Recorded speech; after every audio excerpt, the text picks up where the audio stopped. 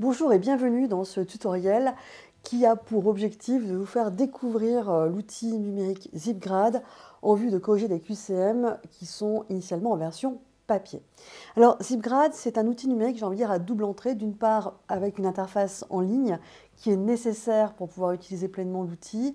Pour cela, vous avez besoin de vous créer un compte avec une adresse mail quelconque, pas forcément une adresse professionnelle. Et cette inscription, elle sera valable que pour le prof. Les élèves n'ont pas du tout d'inscription à faire. Donc il faut vous rendre sur ce site-là, zipgrad.com. Et deuxièmement, vous aurez besoin de télécharger l'application qui porte le même nom sur votre smartphone ou la tablette, qui sera utilisée, ou plus précisément, donc, la caméra du smartphone et ou de la tablette que vous allez utiliser sera exploitée donc, pour corriger les QCM. Alors, dans un premier temps, on va avoir une structure assez classique. Vous allez donc devoir concevoir un QCM d'une manière version papier, j'ai envie de dire. Dans l'exemple que je vous propose ici, c'était pour un ticket de sortie, donc dans un cadre d'évaluation formative. Alors, on va le voir ici, effectivement, ça génère une note. ZipGrad, c'est l'intérêt de cette application. Dans mon cas, c'était une note qui ne comptait dans la moyenne que si ça favorisait la moyenne, que si ça ne la pénalisait pas. Mais on peut faire vraiment mettre une note à titre indicatif, bref, vous l'avez compris. Ou alors en version sommative. Bon, bref, dans mon exemple, ici, 4 questions, et pour chacune de ces questions, 4 réponses sont proposées. Avec ZipGrad, il est possible qu'il y ait une ou plusieurs bonnes réponses. Donc, bien sûr, il faut bien le préciser aux élèves. Une fois que vous avez conçu votre QCM, que vous avez bien repéré quelles sont les bonnes réponses, il faut vous rendre sur le site en ligne ZipGrad, et puis ensuite, donc, aller dans cette rubrique que je ne vais pas prononcer pour éviter d'écorcher vos oreilles. Ici, il y a plusieurs fiches réponses, grilles de réponses qui sont proposées, différents formats, 50 questions, 20 questions, 100 questions. Donc ici, dans mon exemple, ce n'était pas du tout aussi ambitieux, donc je vais créer ma propre fiche de réponse. On va lui donner un nom. Donc c'est assez original, on va l'appeler essai. Hop. Et puis, hop. Ensuite, on me demande différentes rubriques qu'on veut faire apparaître dans la petite grille de réponse. Alors pour ma part, en fait, c'est des champs que les élèves vont devoir remplir.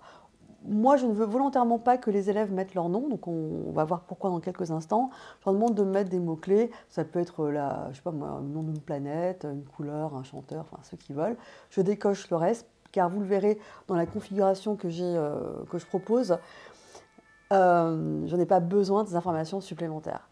Une fois que c'est fait, moi je décoche ces fonctions-là parce qu'elles ne me servent pas. Je n'ai pas besoin du tout de stocker sur l'interface ZipGrad les scores réalisés par les élèves. Au contraire, je veux que ce soit complètement que ZipGrad n'ait accès à aucune information sensible qui puisse permettre donc, à l'application de reconnaître l'identité des élèves. Et donc, je décoche ces informations-là, puis Next, tout simplement. Ensuite, donc, l'interface me demande de choisir les différents types de questions posées. Donc, pour moi, c'est celle-ci. Et on me demande si je veux le numéro, là, c'est un peu le format, si on veut le numéro de la question dans le label ou à l'extérieur du label. Le nombre de questions, donc vous pouvez aller jusqu'à, vous avez vu, un grand nombre, d'accord.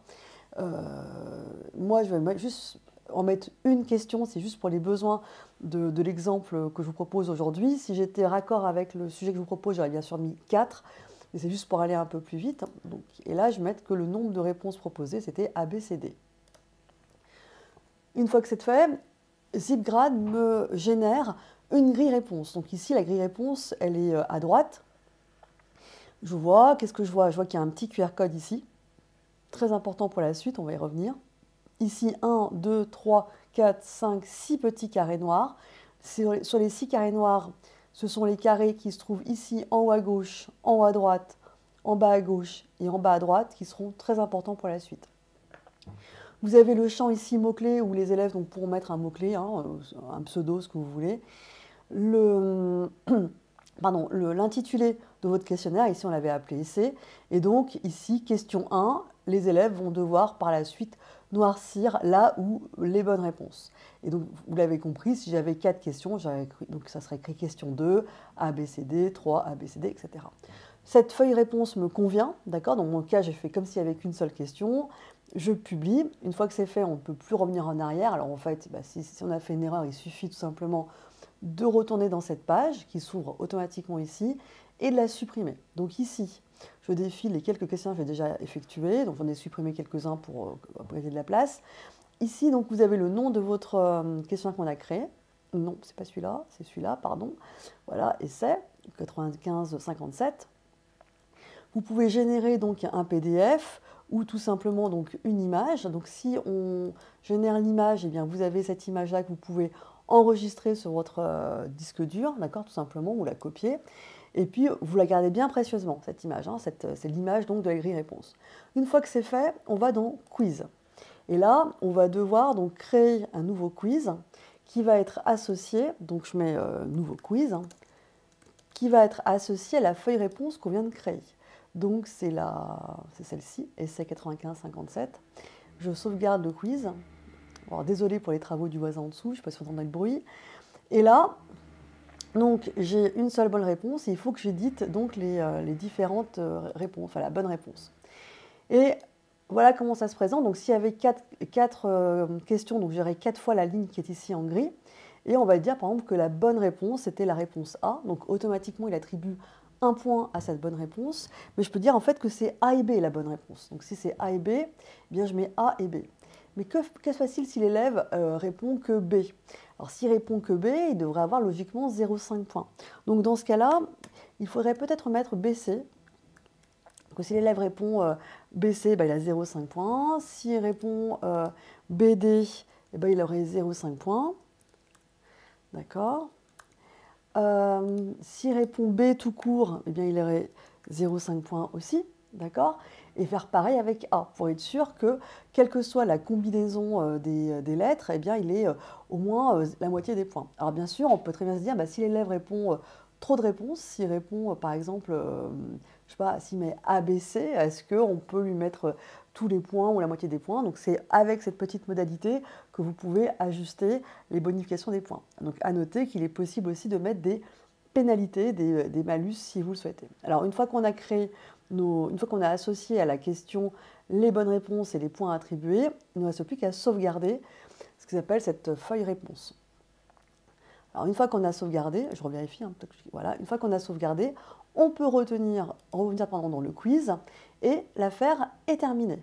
Par la suite, hop, on retourne donc dans notre sujet. Et notre sujet, donc, on va lui associer cette fois une autre grille, une grille réponse, dans laquelle on va coller la fameuse image qu'on a générée au préalable. Donc ici, forcément, j'ai 4 lignes, car dans l'exemple initial, j'avais 4 réponses. Alors concrètement, qu'est-ce que je donne aux élèves pour ma part? Eh bien, je donne un format A4 en format paysage, un A4 réduit, d'accord? En fait, hein, c'est 2 feuilles A4 qui sont réduites sur une seule en format paysage. La page de gauche du format A4, eh bien, c'est l'énoncé, donc les élèves peuvent gribouiller tout ce qu'ils veulent. Et la page de droite, eh bien, ils doivent noircir là où les bonnes réponses pour chaque question. Il faut qu'ils fassent vraiment attention parce que s'ils effacent de trop, parfois, ce n'est pas très facile à scanner par la suite. Donc, il faut vraiment qu'ils soient sûrs de leur choix. D'accord? Ça, c'est intéressant parce que ça les met aussi un petit peu dans une situation comme en post-bac, parfois, quand ils sont soumis à des questionnaires en grand nombre. Bon, ben, il faut choisir la réponse, il ne faut pas à chaque fois revenir en arrière, il faut vraiment être sûr de son coup. Alors concrètement, une fois qu'on a fait ça, comment on exploite cette fiche? Donc on donne l'énoncé aux élèves, on laisse le temps imparti aux élèves, et donc les élèves noircissent là où les bonnes réponses sur la partie droite de la feuille. Alors maintenant, du point de vue du prof, qu'est-ce qui se passe? Donc on va utiliser l'application ZipGrad dans son smartphone par exemple ou sa tablette. Et on choisit donc le test correspondant à l'énoncé. Puis on choisit Scan Paper. On fait coïncider les 4 carrés à l'écran avec les 4 carrés qu'on avait repérés précédemment. Et instantanément, vous avez le score de l'élève. Il ne reste plus qu'à reporter ce score sur sa copie. Une fois qu'on y est, on peut vérifier qu'on a bien scanné une seule fois son nom, sa copie.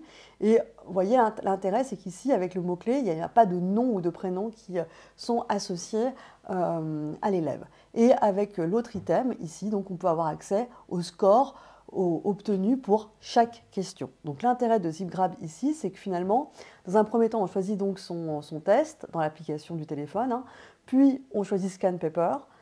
On scanne la copie de l'élève. Dans Review Paper, on peut avoir donc accès au score de chaque copie.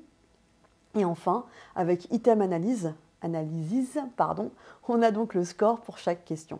Alors pour ma part, par la suite, donc, je fais une vidéo de correction du QCM en tenant compte de là où les élèves ont performé et là où ils ont échoué. Et ça me permet, donc cette vidéo, je l'associe au QR code qui était proposé dans la copie des élèves pour qu'ils puissent avoir une remédiation. Donc pour ma part, ce qui m'intéresse, c'est pas de savoir quel est le score fait par chaque élève, c'est quelle est la principale difficulté rencontrée par l'ensemble des élèves. Voilà, j'espère que vous en savez un petit peu plus sur cette application Zipgrad et je vous dis à bientôt.